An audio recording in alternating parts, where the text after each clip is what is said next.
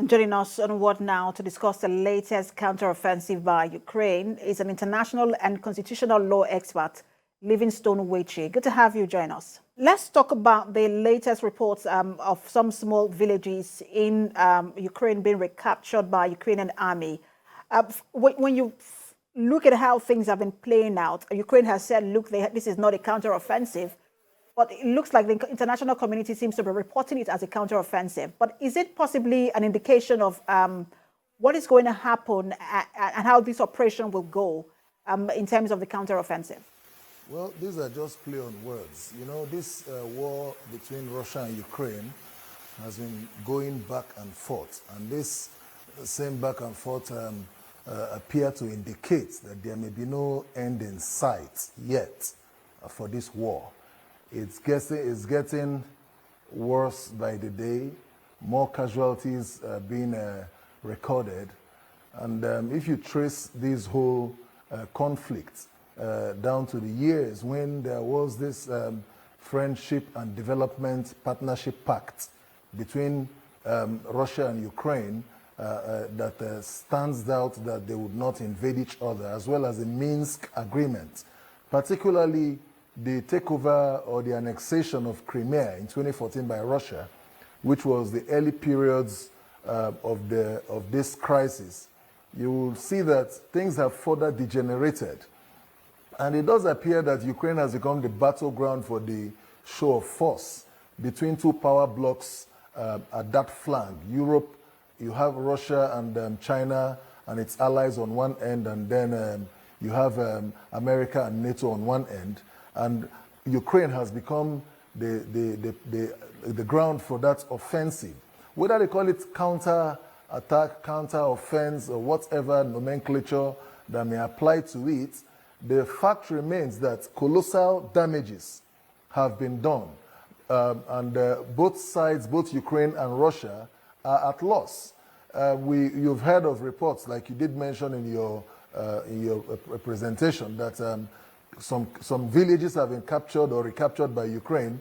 The next thing you hear is a denial from Russia that there was no such incident, and Russia tells you that they've continued to advance. And then the narrative continues to a point where we can necessarily say that what is being witnessed between Ukraine and Russia is diplomatic violence or violent diplomacy, because it appears that peaceful diplomacy has failed. So extreme assault has become the only option, and when that continues, but I'm not even level sure. Of destruction. I'm not even sure if there is even any attempt at peaceful diplomacy. It looks like that is not on the table at the moment. But what would success look like for Ukraine, and what would it take? I think, please come again. I would ask you, because as Ukraine continues to make its advance towards recapturing more territories, what will success look like for Ukraine, and then what would it take? The thing is, Ukraine, no doubt, is gaining some grounds, because no one imagined that this war was going to last for this long, given the capacity of Russia that looked like it was going to subdue and swallow up Ukraine within hours.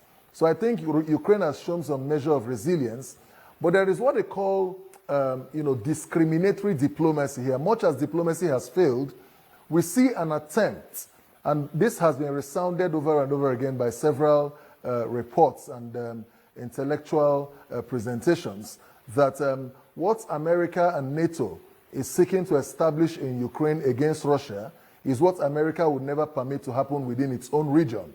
So there is that discriminatory diplomacy, because what has played out over the years within the diplomatic community is each time there is a stand against European position, then there is a resistance. And Russia is facing that type of resistance against the Minsk agreement between Russia and Ukraine, where they had agreements that Ukraine would not join NATO because Russia fears that that may bring about an invitation for military posts by its enemy nations like some European states and the United States, what America would never allow to happen within the Northern American flank, where its neighbors cannot even relate freely with Russia.